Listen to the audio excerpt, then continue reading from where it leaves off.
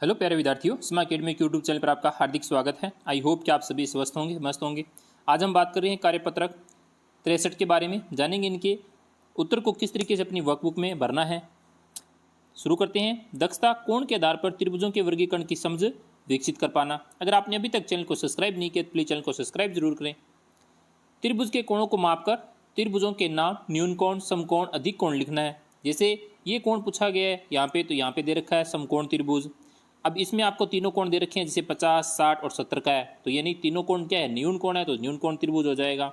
इसमें एक कोण आपको 120 डिग्री का दे रखा है, तो ये क्या हो जाएगा, अधिक कोण त्रिभुज हो जाएगा। तो आपको यहाँ पे सीधे नाम मेंशन करने हैं, यानी नाम लिखना है।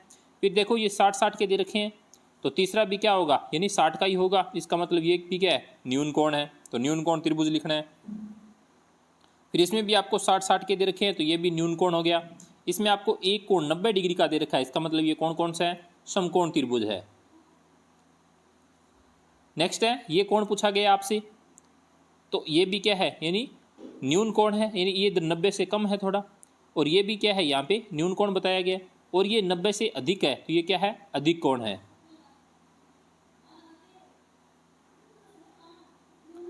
फिर ये भी क्या है, 90 से कम है, तो न्यून कोण है, ये भी न्यून कोण है, और ये अधिक कोण है।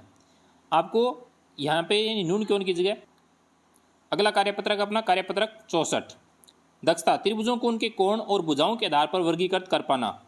जैसे पहला दे रखा है, दिए गए त्रिभुजों के भुजाओं के आधार पर यानी प्रकार बताने हैं। तो जैसे यहाँ पे 4 सेंटीमीटर, 3 सेंटीमीटर, 5 सेंटीमीटर दे रखा है, यानी कौन सा है, तो विषमबाहु त्रिभुज, यानी तीनों भुजाएं अलग अलग है, तो हो जाएगा विषमबाहु त्रिभुज। फिर 5, 5 और 7 दो भुजाएं समान है, तो समद्विबाहु त्रिभुज हो जाएगा। फिर 3, 3, 3 यानी तीनों समान है, तो समबाहु त्रिभुज हो जाएगा। जिसकी तीनों भुजाएं समान है वह समबाहु त्रिभुज हो जाएगा। अगला, दिए गए चित्रों में प्रत्येक कोण की माप लिखकर उन्हें कोणों के आधार पर वर्गीकृत कीजिए। जैसे ये कोण है यहाँ पे, यानी 90 डिग्री का है, तो ये हो जाएगा समकोण त्रिभुज। इसमें एक कोण 90 डिग्री का है, एक कोण 45 का है, और एक कोण 35 डिग्री का है। फिर इसमें एक कोण, जैसे ये है अधिक कोण है, तो एक कोण, ये जो कोण है 110 डिग्री का है, एक कोण 40 डिग्री का है, और एक कोण 30 डिग्री का है। फिर है इसमें तीनों कोण यानी 60 डिग्री के, तीनों समान है, तो ये हो जाएगा न्यून कोण त्रिभुज। तो तीनों कोण कितने कितने के करने अपने को, 60 के। नेक्स्ट, नीचे दिए गए त्रिभुजों के दो कोणों का माप दिया गया और तीसरे कोण का माप ज्ञात करना है, तो आसानी से कर सकते हैं।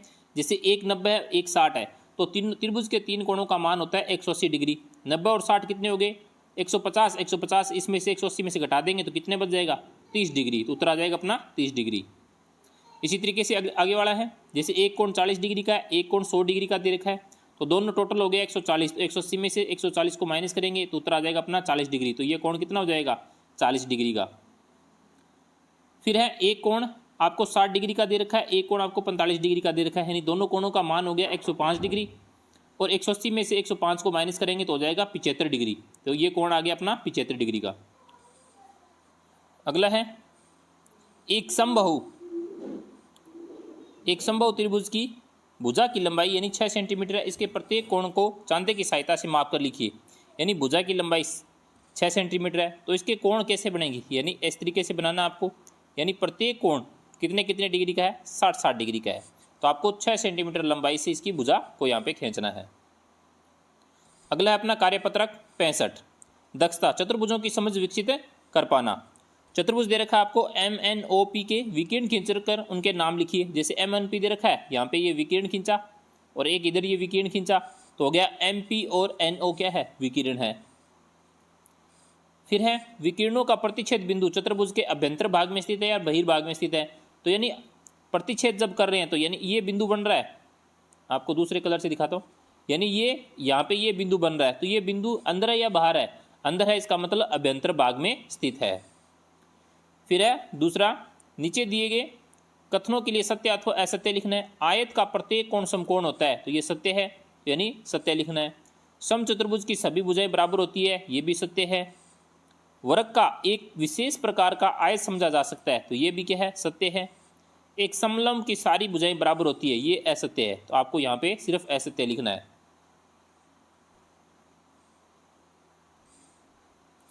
फिर है समचतुर्भुज, यानी समचतुर्भुज इनमें से कौन सा है, तो ये है इसमें समचतुर्भुज। उसके बाद में समलम पूछा है, तो ये है समलम, ये है वर्ग, ये है आयत और ये है समांतर चतुर्भुज। फिर है प्रश्न संख्या 4, चतुर्भुज के चारों कोणों का जोड़ 360 डिग्री होता है, तो चतुर्भुज में छूटे हुए कोणों का ज्ञात कीजिए। जैसे यहाँ पे दे रखा आपको 105 डिग्री, 75 डिग्री और 110 डिग्री, यानी टोटल हो गया 280 डिग्री। तो 360 में से 280 घटाएंगे तो अपने पास कोण बच जाएगा 80 डिग्री का। तो ये कोण आ गया अपने पास 80 डिग्री का। इसी तरीके से आगे है 102 डिग्री, 78 डिग्री, 72 डिग्री, इन दोनों का मान हो जाता है 252 डिग्री। तो अपना पास कोण बच गया 108 डिग्री का। तो यहाँ पे लिख दिया अपन ने 108 डिग्री। फिर है यानी ये कोण आपको दे रखा है 71 डिग्री का, ये कोण 71 का दे रखा है। तो 360 में से 142 को माइनस करेंगे, 218 में 2 का भाग दे देंगे तो आ जाएगा 109 डिग्री का। तो ये 109 डिग्री का है और ये भी 109 डिग्री का है।